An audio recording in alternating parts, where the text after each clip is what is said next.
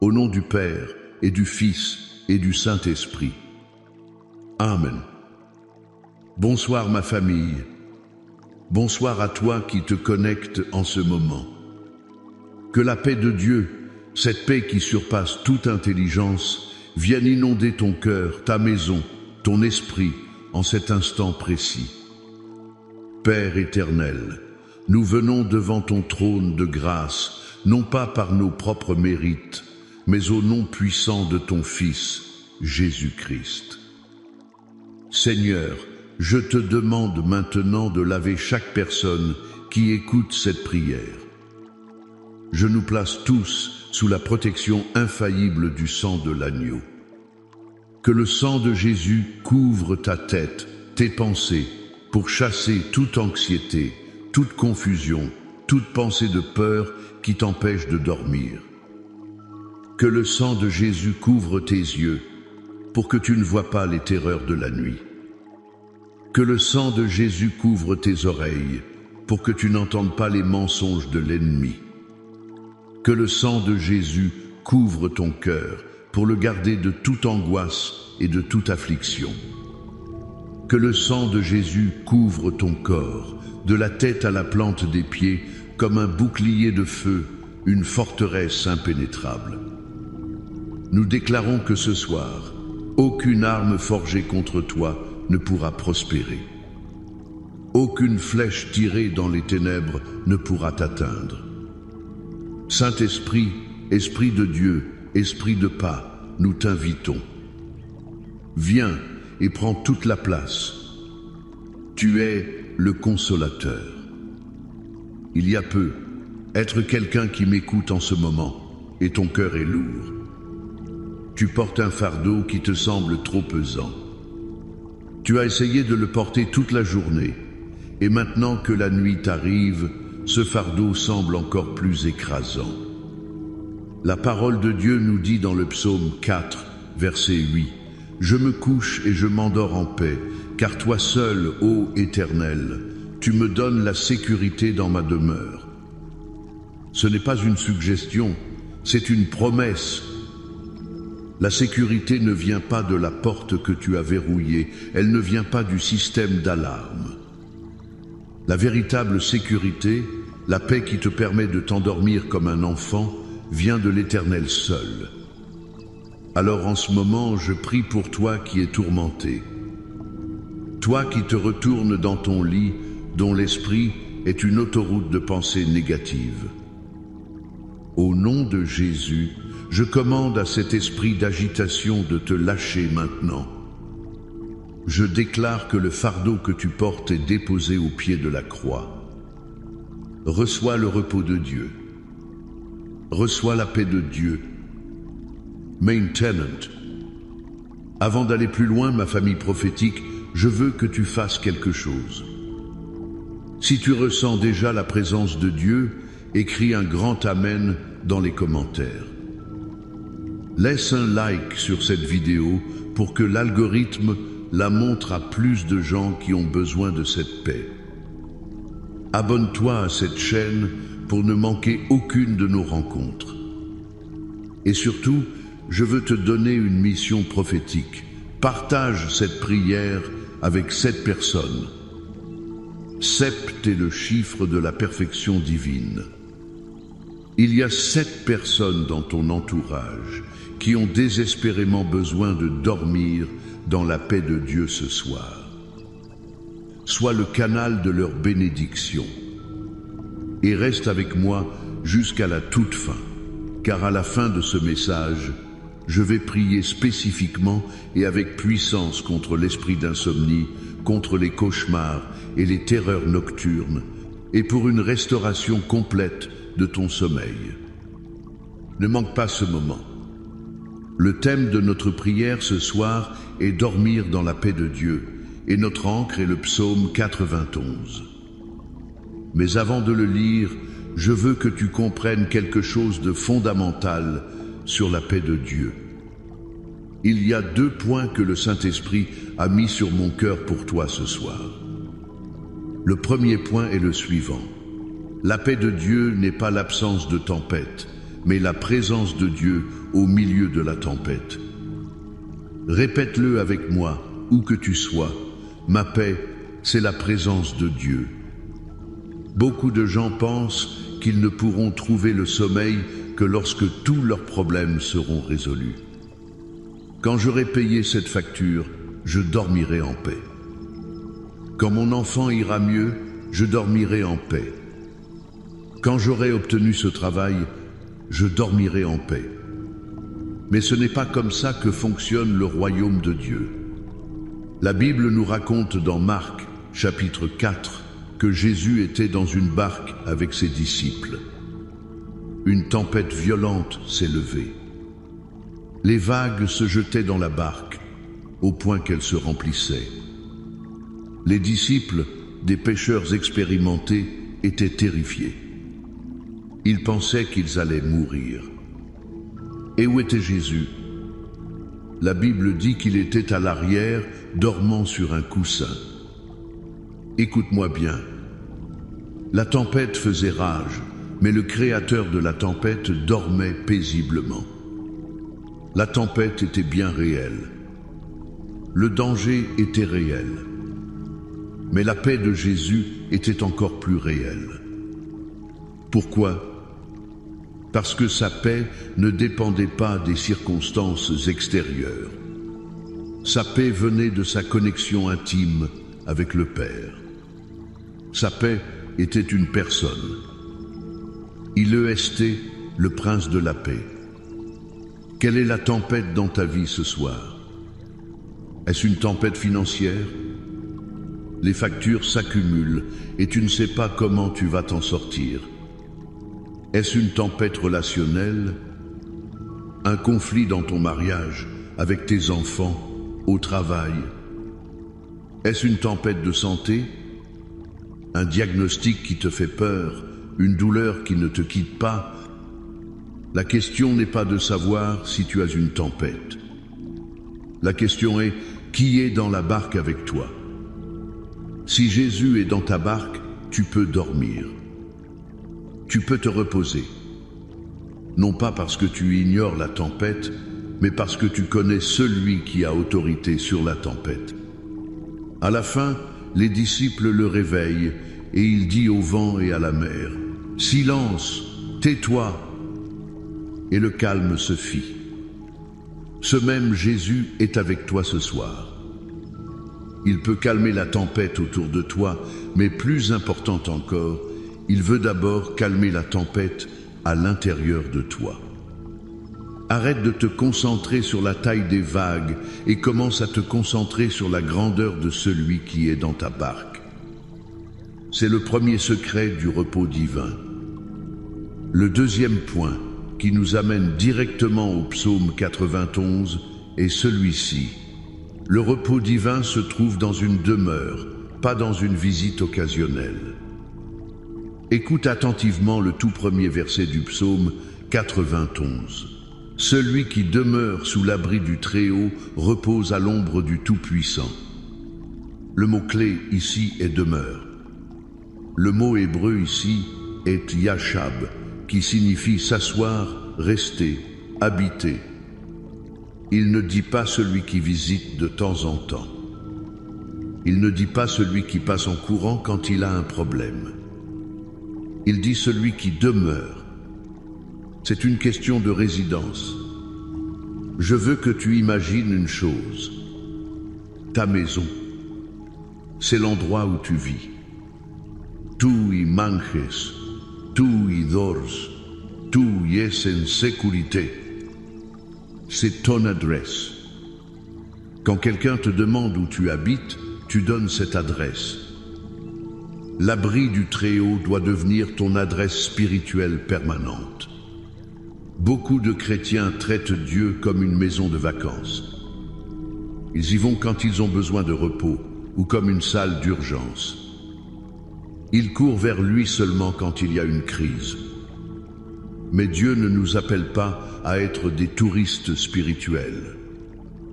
Il nous appelle à être des résidents de son royaume, des habitants de sa présence. Qu'est-ce que cela signifie concrètement pour ta nuit? Cela signifie que ta préparation au sommeil ne commence pas quand tu poses ta tête sur l'oreiller. Elle commence bien avant. C'est un choix conscient tout au long de ta journée, et particulièrement le soir, de te retirer dans ce lieu secret. C'est éteindre le bruit du monde, la télévision, les réseaux sociaux, les soucis, et de choisir consciemment d'entrer dans la présence de Dieu. C'est lui dire, « Père, je choisis de demeurer en toi ce soir. Ma chambre n'est pas seulement une pièce dans une maison, elle devient une extension de ton abri. Mon lit n'est pas seulement un meuble, il est à l'ombre de tes ailes. » Quand tu demeures, tu n'as plus besoin de t'inquiéter de qui va monter la garde. C'est lui qui te garde. Le psaume 121 dit, « Non, il ne somnole pas, il ne dort pas, le gardien d'Israël. Pendant que tu dors, lui, il veille. » Tu peux te reposer parce que ton gardien ne se repose jamais. Je me souviens d'un homme dans notre communauté qui souffrait d'insomnie chronique depuis des années. Il avait tout essayé, les médicaments, les thérapies, les techniques de relaxation. Rien ne fonctionnait. Une nuit, épuisé et désespéré, il a lu ce verset. « Celui qui demeure, est-il accomplis ?» Il a réalisé qu'il essayait de visiter la paix, de la prendre comme un médicament. Ce soir-là, il a changé son approche. Il s'est agenouillé à côté de son lit et a prié simplement, « Seigneur, je ne veux plus visiter ta paix, je veux y vivre, je fais de ta présence ma demeure, je m'installe ici ce soir. » Il a décrit comment, pour la première fois, il a senti un poids se lever de ses épaules. Il s'est couché, non pas en espérant dormir, mais en se reposant dans le fait qu'il était en sécurité dans la demeure de Dieu, qu'il dorme ou non. Et pour la première fois depuis des années, il a dormi profondément toute la nuit. Pourquoi? Parce qu'il a cessé de chercher le sommeil et a commencé à chercher la demeure du Très-Haut. Le sommeil n'est qu'un des bénéfices qui se trouvent dans cette demeure. Alors ce soir, je t'appelle à faire de la présence de Dieu ta résidence permanente. Fais le choix de demeurer.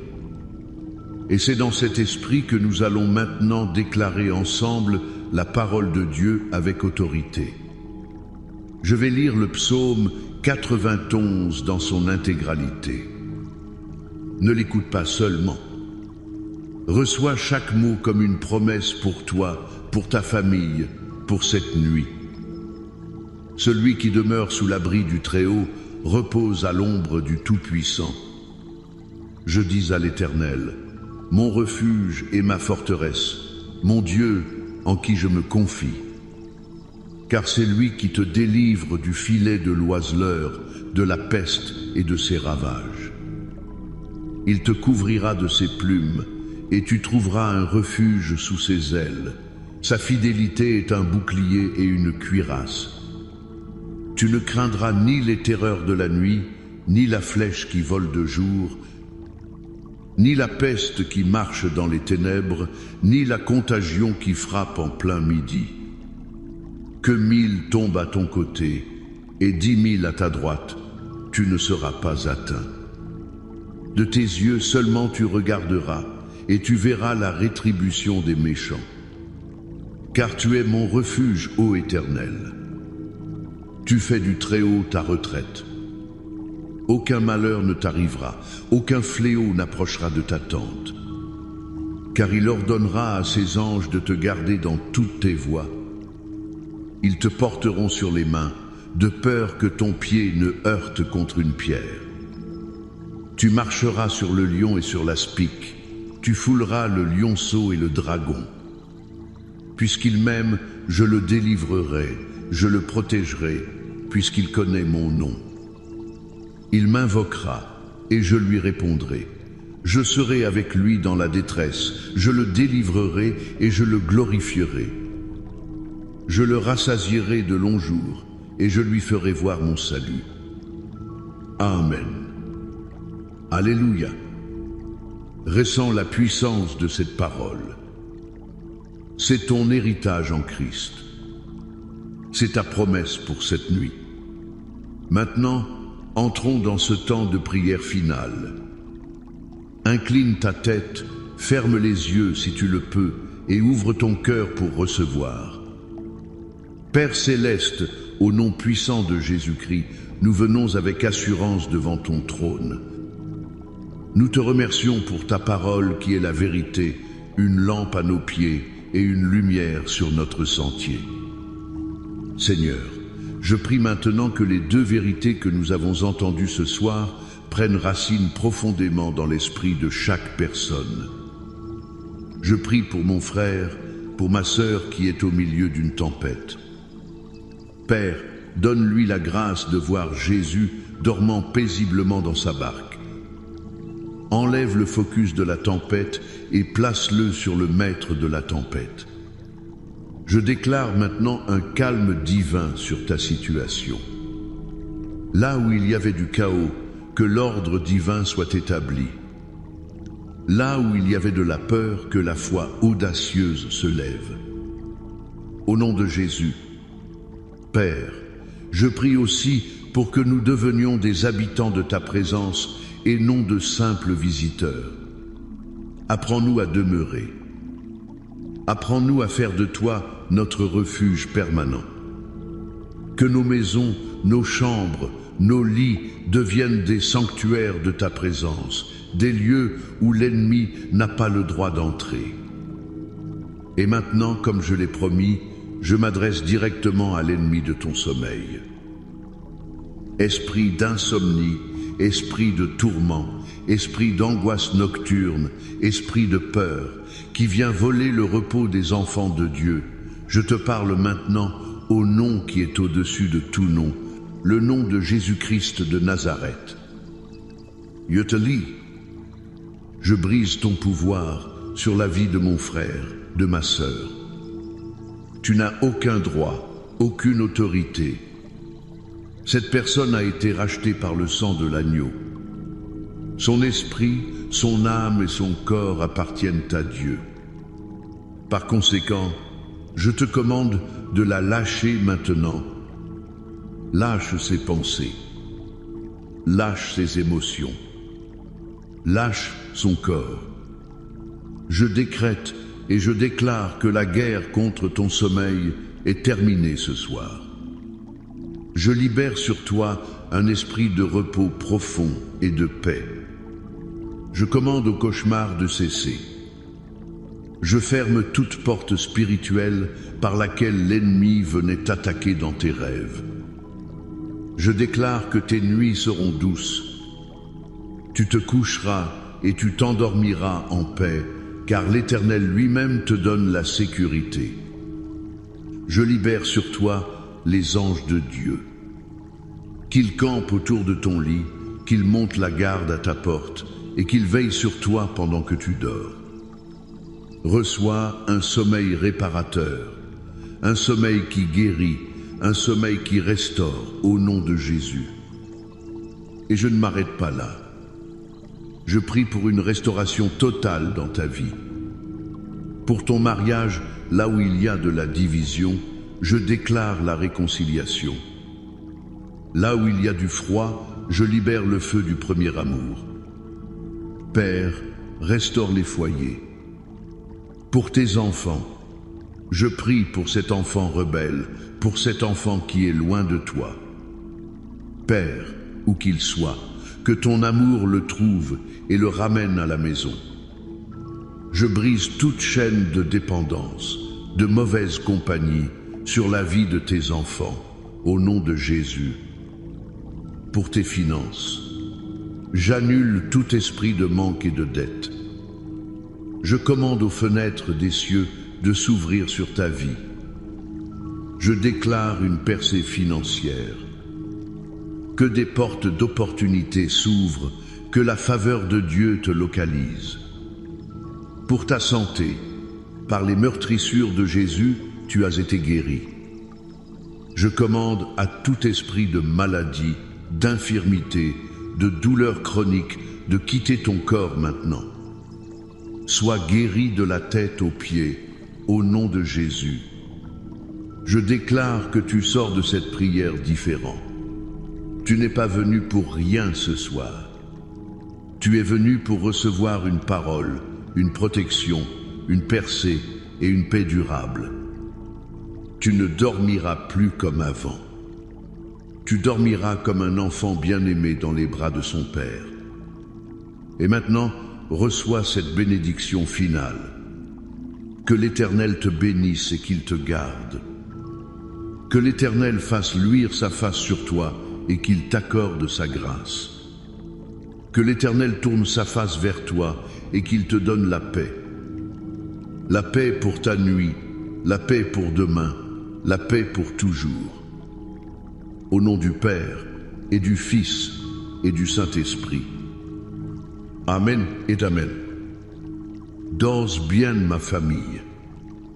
L'Éternel veille sur toi.